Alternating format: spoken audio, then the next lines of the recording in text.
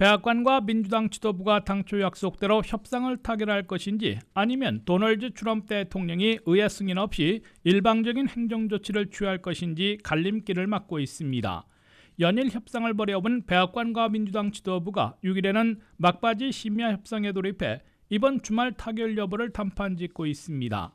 민주당의 낸시 펠로시 하원의장, 척 슈머 상원대표와 백악관에서 스티브 무너신 재무장관, 마크 메도우스 비서실장은 6일 저녁부터 단판성 심의 협상을 가져 당초 합의대로 이번 주말 안에 타결할지 판가름하게 됩니다. 최대 쟁점인 7월 30일자로 종료된 연방 실업수당 주당 $600를 되살리는 문제를 놓고 민주당은 $600 그대로 내년 1월까지 6개월 연장할 것을 고수하고 있는 반면 공화당은 $400를 12월 초까지 4개월 연장하는 안으로 맞서고 있습니다. 민주당이 다른 사안에서 양보하면 백악관이 실업수당에서 양보해 주당 $600를 장기 연장하는 방안으로 막판에 타결될 가능성도 여전히 남아있는 것으로 보입니다. 예비해 도널드 트럼프 대통령은 타결에 실패할 경우 의회 승인 없이 대통령 행정명령만으로 일방적인 조치를 취할 채비를 하고 있습니다. 트럼프 대통령은 7일 중에 종료된 연방 실업수당을 일시적으로 연장하고 세입자들의 강제 퇴거를 중단시키는 대통령 행정명령에 서명할 것으로 시사했습니다. 이는 협상이 타결되지 않으면 두 가지 조치는 대통령 행정명령으로 강행하겠다며 협상팀을 압박하고 나선 것으로 해석됩니다.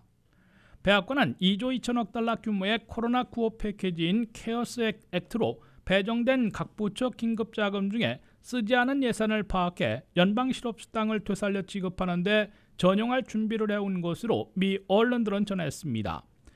의회 막판 타결은 물론 타결 실패에 따른 트럼프 대통령의 일방 조치로도 3천만 명의 실직자들을 고통 속에 몰아넣고 있는 연방 실업수당을 최우선 되살려 다시 지급하게 될 것으로 예상되고 있습니다. 트럼프 대통령은 대통령 행정명령을 발동할 경우 연방 실업수당을 $400로 줄여 12월 초까지 4개월간 지급하거나 협상 타결 시때까지 기존의 $600를 그대로 제공하게 될 것으로 예측되고 있습니다. 이와 함께 4,500만 가구의 세입자들 중에 렌트비를 내지 못하고 있는 30%인 1,400만여 가구들에 대해서도 연방 차원에서 강제 퇴거당하지 않게 보호 조치를 연말까지 연장할 것으로 예고되고 있습니다. 다만 양당 합의가 안 되면 2억 명에 가까운 미국민 1인당 $1,200씩 오는 17일부터 받을 것으로 기대되어 온 직접 지원과 중소업체들에 대한 PPP 프로그램은 연기됩니다. WKTV 뉴스 한면택입니다.